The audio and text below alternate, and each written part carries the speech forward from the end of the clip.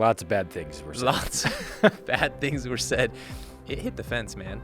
The other side I'm hearing is, wait a minute, you don't get to be upset at that without being upset at all the other things that are going on. This was one of the quickest and most unanimous dog piles I've seen on a person in a long time.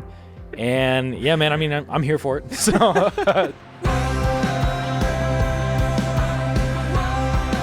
Are you ready for some football? I am. Awesome. Well, I have some hot news for you. Not the good kind. Okay. With reference to my favorite team, the Las Vegas Raiders, formerly the Oakland Raiders, formerly the Los Angeles Raiders. Okay. Have they sucked in all three cities? Yes. Yeah, okay, cool. Yes. Some explosive news have come out about their former head coach, Jon Gruden, and it hit the fence, man. Yeah. So Lots of bad things were said. Lots of bad things were said. So what happened? Okay, so Jon Gruden is a rough and tough kind of dude, right? Like a very old school football head coach. There were some emails that leaked of him using sexist, homophobic, transphobic, racist, and misogynistic language. Wait, so he got the unholy trinity here? Yeah, he hit everything hit in the all intersectionality three. charts. Yeah. So he pissed off all the people. Yeah, I mean, like every minority group that has been historically marginalized, and then every keyboard warrior also, right? So he kind of hit like every whack. He just stepped on every rake that there was to step on as a person. And so people who did have every right to be genuinely offended, and then everybody else as well who decided to jump in on the offense. And so this was one of the quickest and most unanimous dog piles I've seen on a person in a long time. And yeah, man, I mean, I'm here for it. So that's what's happened. So he's officially resigned as the head coach. And as a result of that, he's going to lose out on $70 million in his contract. That's a lot, man. It's a lot to use some words that you didn't need to use on a work email. It's like, did not play that one well at all. So lots to talk about. Here's Jon Gruden's actual statement, right? I've resigned as the head coach of the Las Vegas Raiders. I love the Raiders and do not want to be a distraction. His entire tenure is defined by the word distraction, right? Yeah. Like that's just him as a person. Thank you to all the players, coaches, staff, and fans of Raider Nation. I'm sorry. I never meant to hurt anyone. Okay.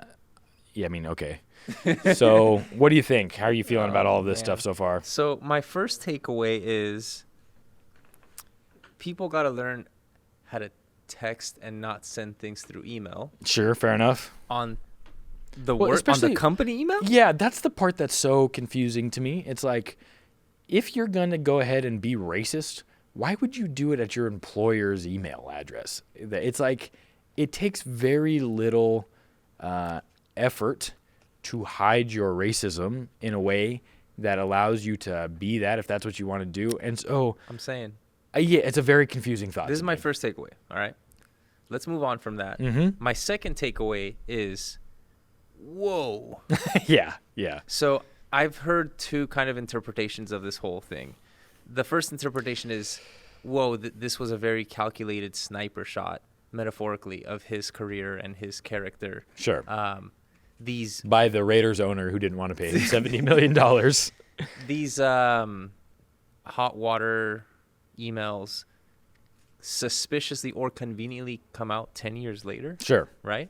The memes I've seen is like, wait a minute, so now the Raiders start playing well? All of a sudden the NFL apparently has some vendetta. Wait, are they playing well this season? Yeah. Oh, they're doing good. We went 3-0. Okay, so you're 3-2 now? Yeah. Oh, okay. Come on now. Got it. So the Raiders are playing well. Some good things are happening. The timing is suspect, so on and so forth. This is one perspective. Yep. This was a very calculated kind of, assassination of his career. Sure. Okay. The other side I'm hearing is, wait a minute, you don't get to be upset at that without being upset at all the other things that are going on In the NFL. For example, domestic abuse. Yeah. Or, I guess, disorderly conduct, whatever you want to say, less than ideal role model behavior. Sure. By NFL employees, like the players themselves. I can think of a few specific examples. Yeah, Ray Rice is the biggest one that comes to mind. Right, Tyreek Hill. that was huge. Sure. Elevator video. Uh-huh. He's like beating up his gal. Tyreek Hill punched his pregnant girlfriend. Mm-hmm. He's still playing. Kareem Hunt got drafted by the Chiefs. He had an amazing rookie year. Mm-hmm. He beat up some gal, right? Mm-hmm. Something like that. Gets picked up by the Browns. Still making millions of dollars. Mm-hmm. So the other side of this is, hold on, there's a level of inconsistency here to be upset about these things to the degree like, nope, you're done. We are indignant. We don't live in a society where you can do that. Mm-hmm. But I'm still going to tune in to watch all these guys. Sure. And then there's kind of a third perspective too, which is, now wait a minute, and this is kind of I hope I'm saying his name right, the Players Association leader. Is it Demoris? I don't know. He's been the most vocal person, because I think he was specifically addressed by Jon Gruden in some of those emails. Oh yeah. And his case is, well, you think that's just some anomaly that you're going to remove? No. If you're more concerned with the integrity of the game itself than you are with the respect and dignity that people get treated with, and you think he's somehow the only one who's doing this, right, then you're part of the problem. Right. So there's kind of a revolving door of indignation here. I probably fall more on the second one, where I say, man, like, yeah, it sucks that he did that and he probably should be fired. But I'm also like watching these games every Sunday. Mm-hmm. And I know that these are like felonies that people, like, you shouldn't be punching your pregnant girlfriend. You shouldn't be beating anybody up, let alone somebody who's much less capable of fighting you. Yeah, of course. Right? Of course. And yet, like, we're sitting here watching these games, and I'm like, dang it, like, I probably fall into that camp where I think the larger problem in my eyes is that this $1 billion product has suckered us all in. And we're like, yeah, but we still want to watch football really bad. I think that's the biggest problem to me. Yeah, I mean, I don't think you're wrong there. I think a couple of thoughts that I've had, because I've been hearing that same kind of conjecture. And one of the things that kind of strikes me is like, if you write something in a work email, it may come back out later on there. And so I'm okay with this happening to him. I don't feel bad for him at all. I'm glad this happens, right? Because it's interesting to me. It's like football has tried to brand itself as like an inclusive and a sport that is for everybody, right? And there was I was listening to some poll stuff that was done. It was like 188 million people are fans of football now in America, and it's like over 40. It's either 43 or 47% of that fan base are women there. And no way. Yeah, and so. And the NFL has been seemingly trying to make this shift for the last 20 years thereabouts, right? In terms of trying to get a little bit of a bigger brand, take more of the market share, that whole thing. And so as people like Gruden get left behind in that, right? The league is moved beyond. It's purifying. It's just moved beyond people like him. Maybe it's not purifying because they still do a great job of protecting domestic abusers. Yeah. And so maybe not purifying in the fullest sense of what it should be. But I'm curious as to why we can't celebrate steps like this while at the same time trying to continue to put pressure, right? Because there was a lot of pressure put on Michael Vick with all the dogfighting stuff, and that, got him in prison for a couple of, a long stint. There's a big set of pressure put on Adrian Peterson after he committed, supposedly the child abuse. Yeah, he hit him with a switch. And how do you feel about that? Switch or no switch? No. No switch? No. All right. No. All right. Longitudinal studies on spanking have shown that they do no good for the behavior of the child. No switch? All right. Yeah. So anyway, okay. And then Ray Rice punching, his then girlfriend in the elevator at the time before she became his fiance. Like, there has been some pressure applied by society saying like, hey, you can't do this, right? Mm-hmm. Like, you have to, like, hey, NFL, you have to rise above this and you can't protect them. So there is some conversation to be had there about the progress that is being made. Okay. And so to me, this feels like a both and scenario. Like, let's celebrate the win of getting, a guy that, I mean, he's just an a-hole, right? Like, what are you gonna say about it? Because sketchy. Yeah. What do the kids say? Sus. Sure. Yeah, he's quite sus, right? And so like he like it seems like he goes out of his way in these emails to like insult. He targeted. Yeah, everyone across the board, and so that's like it's bingo, right? It's it's like it's racism bingo, and he was the middle square, and so it's like, so yeah, that's my response to that. It's like, yes, we can get rid of him and celebrate that while continually putting pressure on the NFL to keep getting better. Gotcha. So would you be okay with the indignation of these three groups that I mentioned? Yeah, I feel weird about it. It's like I don't. Again, like, oh, it was 8 years ago, it was 10 years ago. It's like, well, because there's also the defending people, right? Yeah, I don't know how you do that. Like, I don't know why you'd want to line up on that side of the conversation. Well, I had a conversation with somebody who will be unnamed. Okay. And I was like, dude, could you believe that? And he was like, well, there's a bunch of other stuff happening too, alluding to the domestic violence. Yeah. Well, you think he's the only racist coach or the only racist owner? He's like, as long as the team's winning. And I was like, whoa. Yeah, that's 100% true.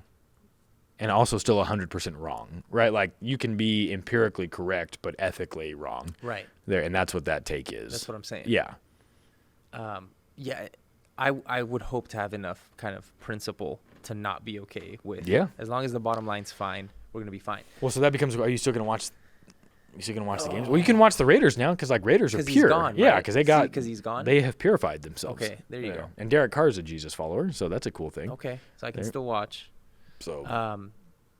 But can I watch? So does that mean I can only watch games with people who haven't committed felonies? Yeah, I don't know. I don't know what you do with that, right? Like, where do we draw the line in terms of to be like morally consistent entertainment consumption there for things and for players and from people that we know are like not just like they made a mistake, but are just like bad people there, or like unrepentant. Let's say maybe they're not bad people, right? Because we don't want to cast judgment, but they're unrepentant people.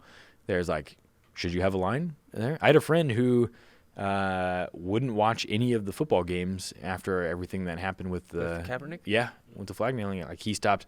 Like he was very pro Kaepernick and all this stuff, and the way that he was treated in the NFL, he hasn't watched the game in like 3 years. And or highlights? There. Nope. He doesn't watch any. He doesn't consume any NFL media. Gotcha. I mean, as best he can, right? I'm sure he sees it on his feed or something like that from time to time.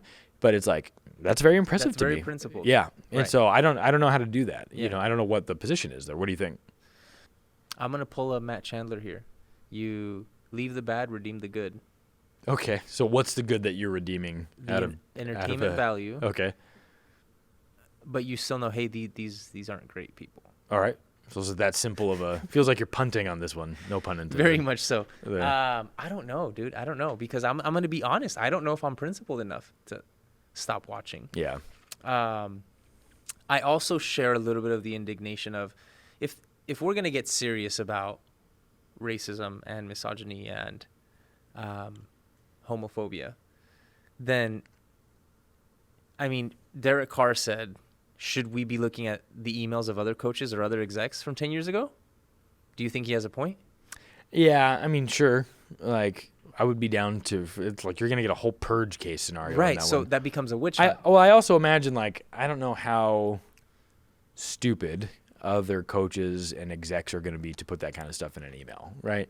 So it's crazy to me that you can be at the helm. So how do you police this? Yeah, I mean, I don't know that you can police people's internals, That's right, what in a I'm business saying. setting like that.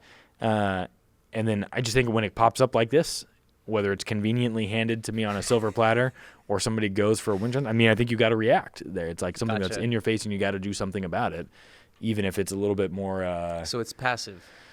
No, I think you can be active in the way that the NFL has been active. I think they're doing that, right, in their marketing and their branding. And I think the NFL has an understanding that, like, this is a generational thing, right? And so they are planting 20-year-long seeds before that they'll expect to see any sprouts out of all this, right? All right. And So I'll bite. Because what I hear you saying is, all right, now hold on. You can be a purist and say, wait, but there's still racist people there. You can have conspiracies and say, nope, somebody came for him. Yeah. Because he got really specifically, right, this was... Like, what? Yeah. Like, just spotlight. Yeah. Completely, Yeah. right? Yeah. Super crazy. Yeah. Or the third option, you can be upset of just the whole consumption of a product that we're basically supporting their salaries kind of thing. Or you can share that and still say, but still good things are happening. So it's not bust or role models. Yeah, I mean, this is one of the things that will always plight humankind, right? Like this will always be industry? Yeah, in everything, in every facet of your life, private and public. Okay. And so attempting to go for a zero-sum racism, right, is a indefensible position intellectually, right? You will never be able to achieve no racism, no bigotry of any kind, because people will always be people, right? And that includes like broken, messed up cultural milieus that we come out of. So what's your kind of conclusion here? That we should keep striving for better, right? Don't put racist things in emails. Don't practice racism if you can avoid it, right? Like it's probably a good thing to steer clear of. But then beyond that is like being able to be, as a consumer, being able to take a long enough viewpoint of history to understand the value and the good that a organization is or is not trying to do. Gotcha. Should be a better litmus test and a barometer as to whether or not you should consume the product. That's a good one. So is this representative of the NFL as a whole, or are the outliers kind of getting shoved out as it moves forward? Yeah, I think that would be a question. Yeah, that's a hard one to ask. I would imagine that this is representative of the product as a whole still on some level, right? Like I think there's still probably a lot of like racism and issues, that go on. I had a lunch with a guy recently who made it to the combine, and he got to try out for the combine.